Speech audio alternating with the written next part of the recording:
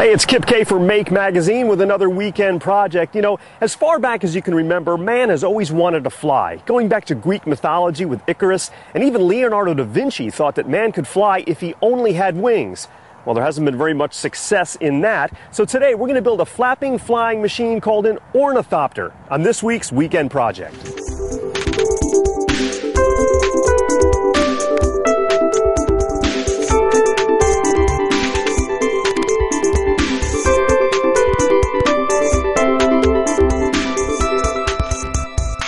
You'll find Building an Ornithopter in Make Volume 8, and it's on page 90.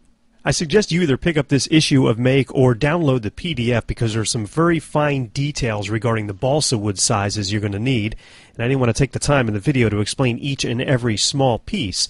You'll also need some CA or superglue and some CA accelerator, and also a piece of music wire. Now you'll be bending one length of the music wire to form the tail rear motor attachment. Glue it in place on the motor stick. Then it's time to assemble the fuselage by gluing the motor stick, the front vertical connector, the top wing attachment member, the crank standoff, and also the back vertical connector. Now taking a 2-inch by 2-inch square of paper, you're going to roll yourself up a little tube using the music wire as a guide.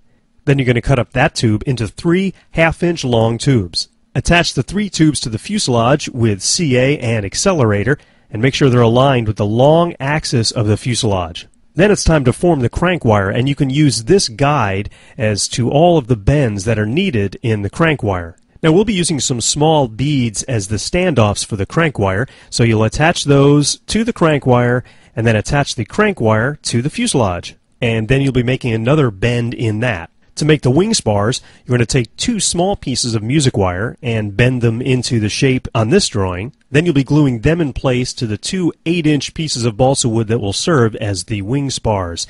Now it's time to make the tail by gluing the 2 tail pieces together. Then reinforcing the connecting rods, putting 2 holes a half-inch from each end of the connecting rods, and attaching them to the crank. Now it's time to cut out your wings using a template. The wing span should be 16.5 inches long. And you also need to cut out a tail wing, which is 7 inches long.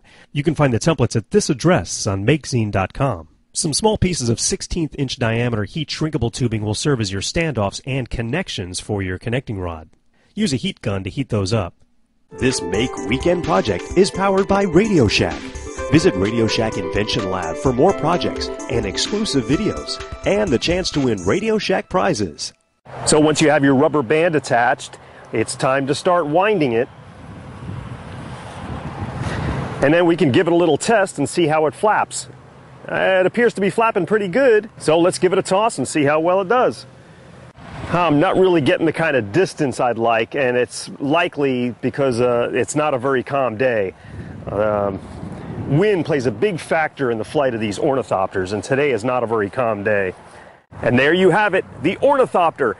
And with any flying machine, minor tweaks and adjustments will always need to be made. The tail wing, the weight of the wings, and a variety of other factors will determine how well this flies, including a very still day with absolutely no wind, because this is a very light flying machine. So there's your ornithopter on this week's weekend project, and we'll see you next time. Fly!